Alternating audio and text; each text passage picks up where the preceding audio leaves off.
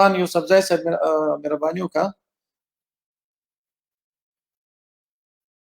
خوشحال خان یوسفزای صاحب مایک د خلاص کړه وروره.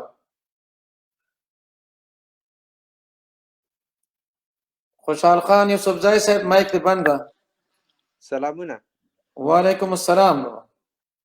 د زړه له تعالی سلامونه تاسو ټولو هیوادوالو ته وړاندې کوم، هغه څوک چې خپرونه لایف ګوري. زه د څو ورځې رئیس ستاسو دغه طالب.com برنامې په همدې سوشل میډیا له لارې راګورم. دلته مختلف نظرونه دي چې څوک په مختلفو لارو باندې بحث کوي، خصوصا قاریه سره ساسو باسو په دې کې خوږې هم راتلې ترخې هم راتلې. یو شی به موږ او تاسو منو، که سیاست به کوو، په ادبیاتو به یې کوو، که د جنګ یو بیل برخه دی.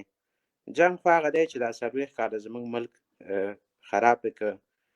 دا نه چې دی خوا مري تاسو کې مري، دی خوا مري ټول مري، او دا چې مري موږ او تاسو ټول یو وینه یو. ټول دا وخت هم چې اوس لګیا پښتو خبرې کوي، زموږ وجود یې که موږ یو په پښتو خبرې کوو، که په ملي اردو کې دي پښتانه دي افغانان دي، او که تاسو کې دي طالب دی طالب جان دی، دی هم اوس ګوره طالب جان څومره ښکلی نوم دی، یعنې خوږ نوم دی.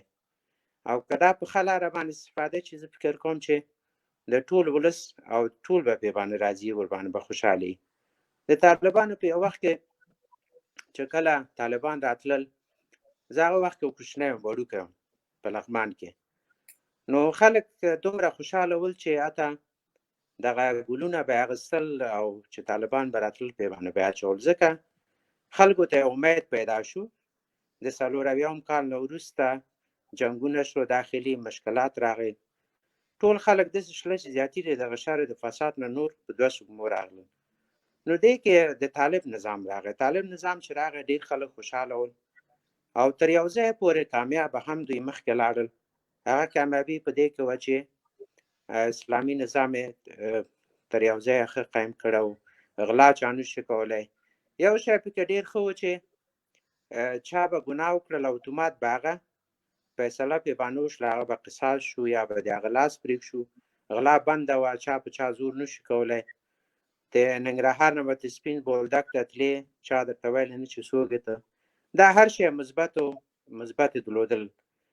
منفي پخوا کې دی و چې دوی ګوره نن سبا که جهان سیاست کوي، په جهان کې هر ملک سیاست کېږي، سړی باید نړیوال سیاست وکړي. که طالب جان دی، که مثال دولت دی، اوس ټول باید نړیوال سیاست وکړي، نړۍ سره ځان وغځي. په هغه وخت کې فقر راغی، په هغه وخت کې کار نه و، ځوانان ډېر مهاجر شول، ډېر مشکلات را پیدا شو. اوس رایبه شو هغه اصلي مقصد ته، اصلي خبرې ته. موږ او تاسې باید اصلي فرمول پیدا کړو، دغه فرمول څنګه حل کړو.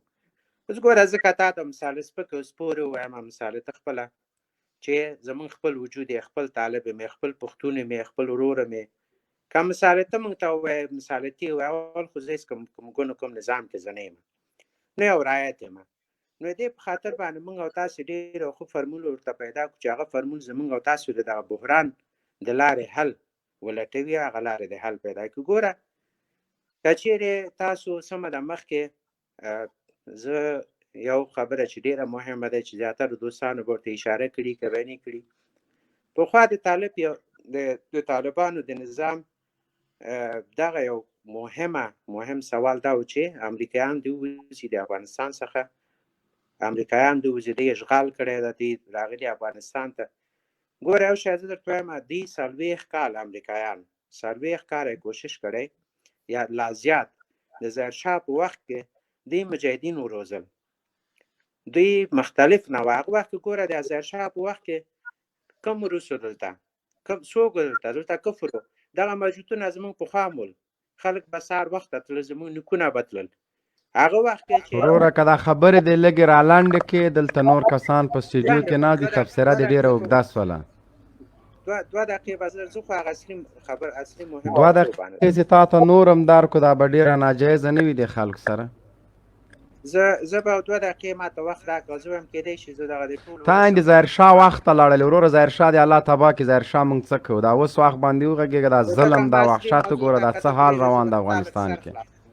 کوم اصلي موضوع ته پرېږده لږ به سر خلاص کړم. دا ته د موږ سر مه خلاص او خپل د خلاص که قربان دې شمه. دا زاړه تاریخونه پرېږده اوسنی باندې مشکل وغږېږه. په دې کې دا ګوره ته چې اصلي تاریخ ته لاړ نشې ته چیرې مشکل پیدا کولی. اصلي تاریخ باندې د موږ خبر وي چې ولاکه یا ظاهرشاه وطن ته خدمت کړي، همدغه کمونستانو، همدغه دیموکراتانو، همدغه فلبرایټانو، همدغه غلامانو هر وخت د افغانستان خلک وژلي دي، ماشومان په شهادت رسولي، پولیګون د دوی تاریخ ته نه ډک ده. همدغسې دا د وحشتونو لړۍ د ظاهرشاه له وخته دا د ظاهرشاه د وخت ژوندي کسان اوس مثالونه دي چې له همدغه خاینانو سره ولاړ دي، همدغه دیموکراتانو سره ولاړ دي.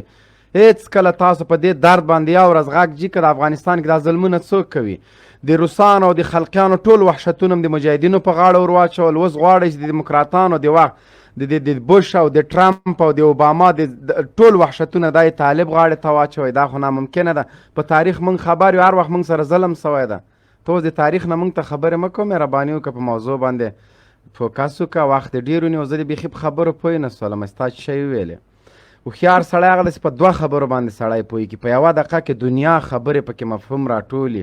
ته لګیا یې، څوک پوهېږي نه، اورېدونکي کمنټونه کوي په تنګ شوي دي. مهرباني وکړه. زما یو سوال فقط دا دی، زه به هم موضوع کمه کړم. زه فکر کوم کېدی شي چې زما په کتاب شم ستاسو سر خلاص نه شي. موضوع دا دی چې کله امریکایان د افغانستان څخه تاسو سره قرارداد وکړ چې دوی په افغانستان څخه وځي، صحیح شو؟ نو اوس دا جنګ د څه خاطر باندې کوئ؟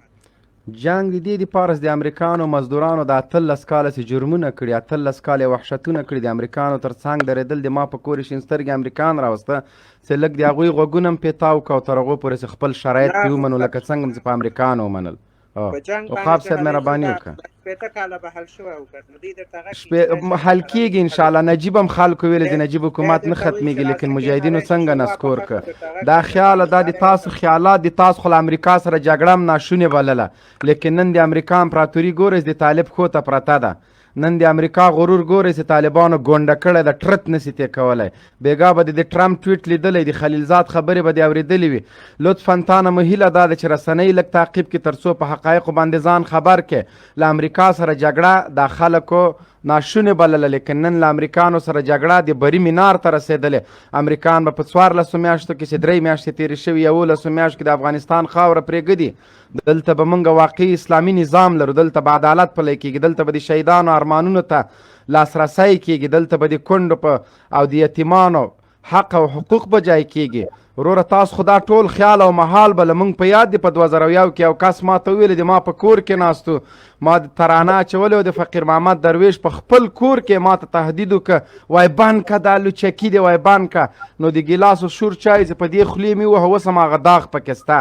مال دغه عمر هم نه یو بې غیرته چې که امارت لاړه د هغه یو سر هم د لاړ دي سي که نه. ته په خپل کور کې په ما ترانې بندې. نو خلک دومره سپین سترګې سوي چې د موږ په دسترخوان باندې په موږ حملې کولې. عقاب صاحب مهرباني وکړه. هغه وخت دوی خیال او محال بله.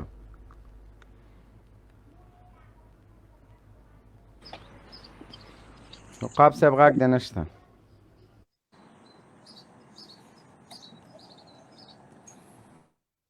امراض صاحب غږ مې سته؟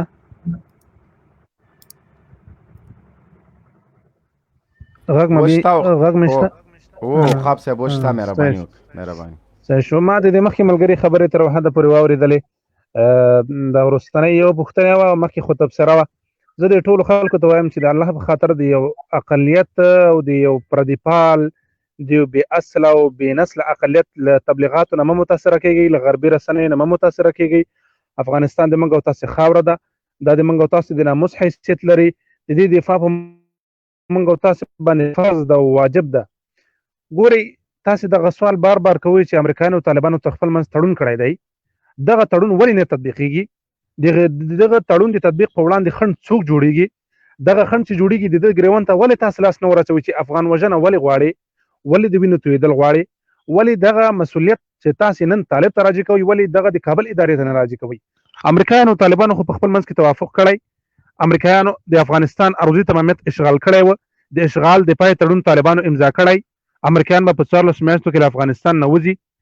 د طالبانو اسلامي نظام امریکا نسکور کړی و، امریکایانو ورسره بیرته منلی. طالبانو ورباندې ومنه چې دا د ما یو خپل مشروع حق دی چې ته په خپله امریکا کې په نورو کفر هیوادونو، په خپلو هیوادونو کې، په خپلو ممالکو کې یو کفري نظام یو مصنوعي نظام یو وضعي نظام پلی کولی شي، زه ولې اسلامي نظام نشم پلی کولی؟ دا طالبانو په امریکا باندې منلی دی. د 15,000 بندیانو خلاصون مخکې له بین الافغاني مذاکراتو وروسته بیا د ټولو بندیانو خلاصون امریکا او طالبانو په دې باندې هوکړه کړې. ولې د دې په وړاندې باندې خنډونه جوړیږي؟ دا نن چې په ننګرهار او په کابل او په لغمان او په پکتیا کې وینې بهیږي، که هغه د عسکر دي، که هغه د طالب دي، که هغه د عام سړي دي، د عام ولس دي، د دغه ټولو وینو مسؤلیت د کابل ادارې ته ورګرځي. ولې د بندیانو د خلاصون په وړاندې خنډ جوړوي؟ تاسې ولې غږ نشئ جګولی؟ ولې مو د خپلې خولې ګونګې کړي دي؟ ولې طالب ته وایي چې جګړه بس کړه؟ جګړه د طالب مجبوریت دی، جګړه په طالب باندې تحمیل شوې ده. طالب مجبور او مکلف دی چې له خپل ځان نه دفاع وکړي.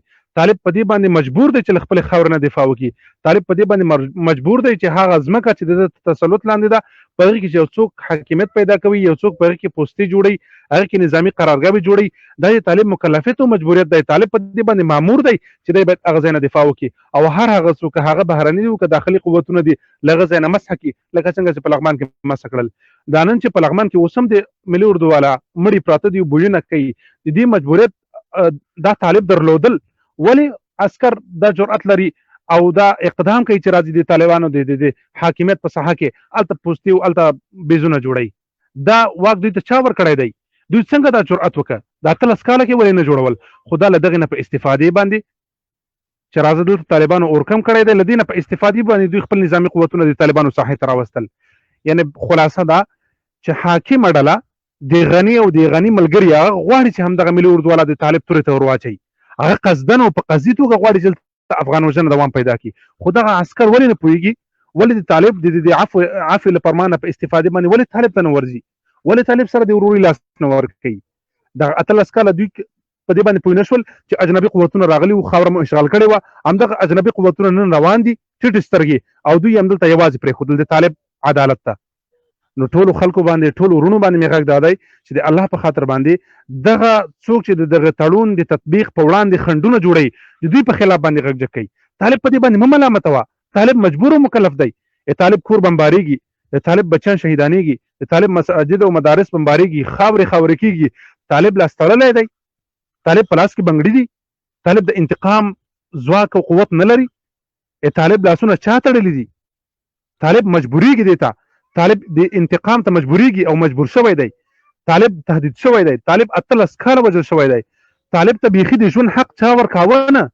همدا د طالب خپله بهادري وه، خپله قهرماني وه، د ملت ملاتړ و، د الله رب العالمین خاص نصرت و چې طالب تر دې حده ورسېده. نور به جنرال صاحب د ملګرو سوالونه راواخلو، پوښتنې یو پوښتنه هغه به ځواب کړو تر کومه حده پورې چې موږ دلته یو. دا برنامه ته به یو شکل ورکړو. خیر سما